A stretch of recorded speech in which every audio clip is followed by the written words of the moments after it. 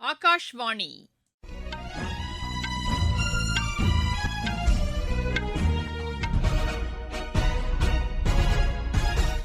செய்திகள் வாசிப்பவர் சுமித்ரா ரத்னம். தலைப்புச் செய்திகள்: மழை வெள்ளத்தால் பாதிக்கப்பட்ட அசாமிற்கு தேவையான அனைத்து உதவிகளையும் மத்திய அரசு வழங்கும் என்று பிரதமர் திரு நரேந்திர மோடி கூறியுள்ளார். உள்நாட்டு நீர்வழி போக்குவரத்தை மேம்படுத்த ஊக்கமளிக்கப்பட்டு வருவதாக மத்திய அரசு தெரிவித்துள்ளது. ஜம்மு காஷ்மீரில் ரத்து செய்யப்பட்டிருந்த அமர்நாத் யாத்திரை 6 நாட்களுக்கு பின்னர் இன்று மீண்டும் தொடங்கியது. யுக்ரைன் மீது ரஷ்யா நடத்திய ஏவுகணை தாக்குதலில் 15 பேர் உயிரிழந்தனர். உலகக்கோப்பை பாரா துப்பாக்கிச் சுடும் போட்டியில் இந்தியாவின் மோனா அகர்வால் வெண்கலப் பதக்கம் வென்றார். இனி விரிவான செய்திகள். மழை வெள்ளத்தால் பாதிக்கப்பட்ட அசாமிற்கு தேவையான அனைத்து உதவிகளையும் மத்திய அரசு வழங்கும் என்று பிரதமர் திரு நரேந்திர மோடி கூறியுள்ளார். அம்மாநில முதலமைச்சர் திரு ஹிமந்தா பிஸ்வா சர்மாவை இன்று தொலைபேசியில் தொடர்பு கொண்டு பேசிய பிரதமர் வெள்ள பாதிப்பு குறித்து கேட்டறிந்தார். பாதிக்கப்பட்ட பகுதிகளில் மேற்கொள்ளப்பட்டு வரும் மீட்புப் பணிகள் குறித்து பிரதமரிடம் தாம் எடுத்துரைத்ததாக திரு ஹிமந்தா பிஸ்வா சர்மா சமூக வலைதளத்தில் தெரிவித்துள்ளார். மழை வெள்ள பாதிப்பால் கடந்த 24 மணி நேரத்தில் மட்டும் 14 பேர் உயிரிழந்துள்ளதாகவும் 11 லட்சத்திற்கும் மேற்பட்டோர் பாதிக்கப்பட்டுள்ளதாகவும் அம்மாநில அரசு கூறியுள்ளது. இதற்கிடையே குஜராத்தில் பெய்த மழை காரணமாக பல்வேறு பகுதிகளில் வெள்ளப்பெருக்கு ஏற்பட்டுள்ளது. இதனையடுத்து மழை பாதிப்பு குறித்து அம்மாநில முதலமைச்சர் திரு பூபேந்தர் பட்டேல் தலைமையில் உயர்நிலை ஆய்வுக் கூட்டம் காந்திநகரில் நடைபெற்றது. மழை வெள்ளத்தால் பாதிக்கப்பட்ட பகுதிகளில் தேசிய மற்றும் மாநில பேரிடர் மீட்புப் படையினரின் 32 குழுக்கள் மீட்புப் பணிகளை மேற்கொண்டு வருகின்றனர். மழை தொடர்பான சம்பவங்களில் இதுவரை 5 பேர் உயிரிழந்துள்ளதாக அம்மாநில அரசு கூறியுள்ளது. தொடர் மழை காரணமாக மக்களின் இயல்பு வாழ்க்கை பாதிக்கப்பட்டுள்ளதாக எமது செய்தியாளர் தெரிவிக்கிறார். பொதுமக்கள் தேவையின்றி வெளியில் செல்வதை தவிர்க்குமாறு குஜராத் அரசு கேட்டுக் கொண்டுள்ளதாகவும் அவர் மேலும் கூறுகிறார். நாடு முழுவதும் 3 ரசாயன தொழில் பூங்காக்களை ஏற்படுத்துவதற்கு மத்திய அமைச்சரவை ஒப்புதல் அளித்துள்ளது அத்துறையின் வளர்ச்சிக்கு உத்வேகம் அளிக்கும் என்று ரசாயனம் மற்றும் உரத்துறை அமைச்சர் திரு ஜே.பி. நட்டா கூறியுள்ளார். சமூக வலைதளத்தில் இதனை தெரிவித்துள்ள அவர் இந்த திட்டத்திற்கு மத்திய அமைச்சரவை நேற்று ஒப்புதல் அளித்துள்ளதை சுட்டிக்காட்டியுள்ளார். 3030 கோடி ரூபாய் மதிப்பிலான இந்த திட்டத்தின் கீழ் சர்வதேச தரத்திலான ரசாயன பூங்காக்கள் ஏற்படுத்தப்பட உள்ளதாகவும் திரு ஜே.பி. நட்டா தெரிவித்துள்ளார். உள்நாட்டு நீர்வழி போக்குவரத்தை மேம்படுத்த ஊக்கமளிக்கப்பட்டு வருவதாக மத்திய அரசு கூறியுள்ளது. இதற்காக நிதியுதவி மற்றும் வரிச்சலுகை திட்டங்கள் செயல்படுத்தப்பட்டு வருவதாக மத்திய அரசின் செய்திக்குறிப்பு தெரிவிக்கிறது.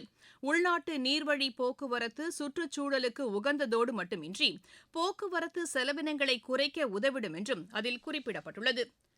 கிராமங்களில் புத்தொழில் நிறுவனங்களை தொடங்குவதற்கு ஊக்கமளிக்கப்பட்டு வருவதாக மத்திய அரசு கூறியுள்ளது. இதற்கென செயல்படுத்தப்பட்டு வரும் திட்டத்தின் கீழ் 4 லட்சத்திற்கும் கூடுதலான தொழில் நிறுவனங்கள் தொடங்கப்பட்டுள்ளதாக மத்திய அரசின் செய்திக்குறிப்பு தெரிவிக்கிறது. அசாம், பீகார், ஜார்க்கண்ட், மேற்குவங்கம் மற்றும் மத்திய பிரதேச மாநிலங்களில் அதிக அளவில் இந்த திட்டத்தின் கீழ் தொழில் நிறுவனங்கள் தொடங்கப்பட்டுள்ளதாக அதில் குறிப்பிடப்பட்டுள்ளது. மத்திய இணையமைச்சர் திரு ரவ்னீத் சிங் தமது பதவியை ராஜினாமா செய்துள்ளார். அவரது ராஜினாமாவை குடியரசுத் தலைவர் திருமதி திரௌபதி முர்மு ஏற்றுக் கொண்டுள்ளார். கார்கில் வெற்றி தின நிகழ்ச்சிகள் இன்று டிராஸில் தொடங்கின. 1999ஆம் ஆண்டு நடைபெற்ற கார்கில் போரின் வெற்றியை கொண்டாடும் வகையில் இந்த நிகழ்ச்சிகள் நடைபெற்று வருகின்றன. கார்கில் வெற்றி தினம் நாளை கொண்டாடப்பட உள்ள நிலையில் அது தொடர்பான நிகழ்ச்சிகள் இன்று தொடங்கியதாக எமது செய்தியாளர் தெரிவிக்கிறார். இந்த போரில் உயிர் தியாகம் செய்த வீரர்களுக்கு இன்று டிராஸில் உள்ள போர் நினைவு சின்னத்தில் அஞ்சலி செலுத்தப்பட்டதாகவும் அவர் மேலும் கூறுகிறார். நீங்கள் கேட்டுக் கொண்டிருப்பது ஆகாஷ்வாணியின் செய்தி அறிக்கை. ஊரக வளர்ச்சிக்கான புதிய அத்தியாயம். வளர்ச்சியடைந்த இந்தியாவிற்கான ஊரக வேலைவாய்ப்பு உறுதி மற்றும் வாழ்வாதார சட்டம் செயல்பாட்டிற்கு வந்துள்ளது. இந்த சட்டம் வருடத்திற்கு 125 நாட்கள் வேலையை உறுதி செய்கிறது. இதில் வாரந்தோறும் ஊதியம் வழங்கப்படுவது கட்டாயமாக்கப்பட்டுள்ளது. நாள்தோறும் குறைந்தபட்சம் 300 ரூபாய் ஊதியத்தை இந்த சட்டம் உறுதி செய்கிறது. பணி முடிந்த 15 நாட்களுக்குள் ஊதியம் வழங்குவதை உறுதி செய்வதற்கான அம்சங்களும் இதில் இடம்பெற்றுள்ளன. ஊதியம் காலதாமதமாக வழங்கப்பட்டால் அதற்கான இழப்பீட்டுத் தொகைக்கும் இதில் வகை செய்யப்பட்டுள்ளது.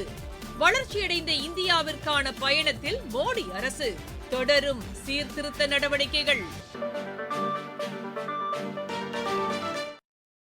மாநிலங்களவைக்கு புதிதாக தேர்ந்தெடுக்கப்பட்ட உறுப்பினர்களுக்கான 2 நாள் பயிற்சி முகாம் இன்று புதுதில்லியில் தொடங்கியது. மாநிலங்களவைத் தலைவர் திரு சி ராதாகிருஷ்ணன் இதனை தொடங்கி வைத்தார். ஜம்மு காஷ்மீரில் மோசமான வானிலை காரணமாக ரத்து செய்யப்பட்டிருந்த அமர்நாத் யாத்திரை 6 நாட்களுக்கு பின்னர் இன்று மீண்டும் தொடங்கியது. பால்தல் மற்றும் பஹல்காம் வழித்தடங்களில் பலத்த பாதுகாப்புக்கிடையே யாத்திரை தொடங்கியதாக எமது செய்தியாளர் தெரிவிக்கிறார். ஜம்முவில் உள்ள பகவதி நகர் யாத்ரி நிவாசிலிருந்து 6000த்திற்கும் மேற்பட்டோர் அமர்நாத் யாத்திரை மேற்கொள்வதற்காக புறப்பட்டுச் சென்றதாகவும் அவர் மேலும் கூறுகிறார். ஒடிஷா மாநிலம் பூரி ரத யாத்திரையின் போது மூச்சு திணறல் ஏற்பட்டு ஒருவர் உயிரிழந்தார். இதனையடுத்து இந்த ரத யாத்திரையின் போது உயிரிழந்தோர் எண்ணிக்கை 3ஆக அதிகரித்துள்ளது. உயிரிழந்தவர்களின் குடும்பத்தினருக்கு தலா 10 லட்சம் ரூபாய் நிதியுதவி வழங்கப்படும் என்று முதலமைச்சர் திரு மோகன் சரண் மாஜி அறிவித்துள்ளார். மத்திய பிரதேசத்தின் டாட்டியா சட்டப்பேரவை தொகுதி இடைத்தேர்தலையொட்டி அரசியல் கட்சிகள் தீவிர வாக்கு சேகரிப்பில் ஈடுபட்டு வருகின்றன. இந்த சட்டப்பேரவை தொகுதிக்குட்பட்ட பல்வேறு பகுதிகளில் முதலமைச்சர் திரு மோகன் யாதவ் மற்றும் மத்திய அமைச்சர் திரு ஜோதிராதித்ய சிந்தியா ஆகியோர் பிஜேபி வேட்பாளருக்கு ஆதரவாக வாக்கு சேகரித்தனர். காங்கிரஸ் மற்றும் ஆசாத் சமாஜ் கட்சித் தலைவர்களும் தங்களது வேட்பாளருக்கு ஆதரவாக வீடு வீடாக சென்று வாக்கு சேகரித்து வருவதாக எமது செய்தியாளர் தெரிவிக்கிறார். இந்த தொகுதியில் வாக்குப்பதிவு வரும் 30ஆம் தேதி நடைபெறும். வாக்கு எண்ணிக்கை அடுத்த மாதம் 3ஆம் தேதி மேற்கொள்ளப்படும். ஸ்பெயின் மற்றும் பிரான்சில் காட்டுத்தீயை கட்டுப்படுத்துவதற்கான பணிகள் முழுவீச்சில் மேற்கொள்ளப்பட்டு வருவதாக அந்நாட்டு அரசுகள் கூறியுள்ளன. ஸ்பெயினின் மேட்ரிடின் மேற்கு பகுதியில் காட்டுத்தீ காரணமாக 60,000த்திற்கும் மேற்பட்டோர் பாதிக்கப்பட்டுள்ளதாகவும் 30,000த்திற்கும் மேற்பட்டோர் பாதுகாப்பான இடங்களுக்கு அப்புறப்படுத்தப்பட்டுள்ளதாகவும் தெரிவிக்கப்பட்டுள்ளது. இதேபோல் பிரான்சின் ஜிரோன் மற்றும் லான்ஸ் மண்டலங்களில் ஏற்பட்டுள்ள காட்டுத்தீ காரணமாக 1,40,000 பேர் பாதுகாப்பான இடங்களுக்கு அப்புறப்படுத்தப்பட்டுள்ளனர். இந்த இரு நாடுகளிலும் காட்டுத்தீயை கட்டுப்படுத்துவதற்கான நடவடிக்கைகளில் தீயணைப்புத் துறையினர் ஈடுபட்டுள்ளனர். இதற்காக நவீன கருவிகளும் பயன்படுத்தப்பட்டு வருவதாக ஏஜென்சி செய்திகள் தெரிவிக்கின்றன. யுக்ரைன் மீது ரஷ்யா நடத்திய ஏவுகணை தாக்குதலில் 15 பேர் உயிரிழந்தனர். கீவ் நகரில் நடைபெற்ற ட்ரோன் தொழில்நுட்ப கண்காட்சியை குறிவைத்து இந்த தாக்குதல் நடத்தப்பட்டதாக ஏஜென்சி செய்திகள் தெரிவிக்கின்றன. இதற்கிடையே ரஷ்யா மீது யுக்ரைன் நடத்திய தாக்குதலில் 6 பேர் உயிரிழந்தனர், 26 பேர் காயமடைந்தனர்.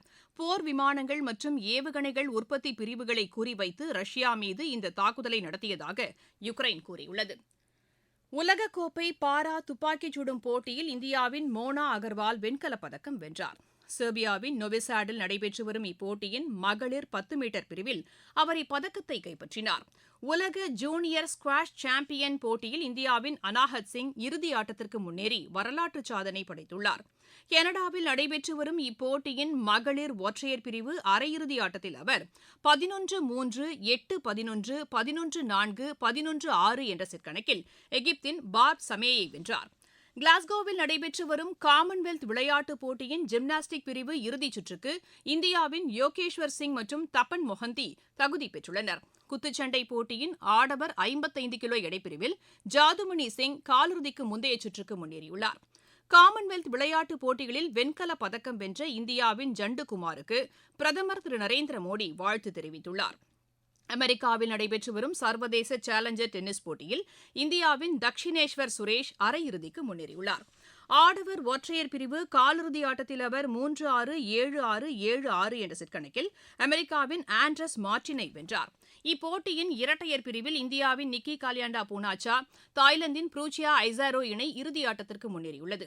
அரையிறுதி ஆட்டத்தில் இந்த இணை 6-7, 7-6, 11-9 என்ற செட் கணக்கில் நியூசிலாந்தின் ஃபின் ரெனால்ட்ஸ், ஜேம்ஸ் வாட் இணையை வென்றது. பிரேசிலில் நடைபெற்று வரும் சர்வதேச டேபிள் டென்னிஸ் போட்டியில் இந்தியாவின் ஸ்ரீஜா அகுலா காலிறுதிக்கு முந்தைய சுற்றுக்கு முன்னேறியுள்ளார். மகளிர் ஒற்றையர் பிரிவு முதல் சுற்று ஆட்டத்தில் அவர் 7-11, 11-5, 11-7, 11-9 என்ற செட் கணக்கில் பிரான்சின் கிளேர் பிகார்டை வென்றார். மீண்டும் தலைப்புச் செய்திகள். மழை வெள்ளத்தால் பாதிக்கப்பட்ட அசாமிற்கு தேவையான அனைத்து உதவிகளையும் மத்திய அரசு வழங்கும் என்று பிரதமர் திரு நரேந்திர மோடி கூறியுள்ளார். உள்நாட்டு நீர்வழி போக்குவரத்தை மேம்படுத்த ஊக்கமளிக்கப்பட்டு வருவதாக மத்திய அரசு தெரிவித்துள்ளது. ஜம்மு காஷ்மீரில் ரத்து செய்யப்பட்டிருந்த அமர்நாத் யாத்திரை 6 நாட்களுக்கு பின்னர் இன்று மீண்டும் தொடங்கியது. யுக்ரைன் மீது ரஷ்யா நடத்திய ஏவுகணை தாக்குதலில் 15 பேர் உயிரிழந்தனர். உலகக்கோப்பை பாரா துப்பாக்கிச் சுடும் போட்டியில் இந்தியாவின் மோனா அகர்வால் வெண்கலப் பதக்கம் வென்றார். செய்தியறிக்கை நிறைவடைகிறது.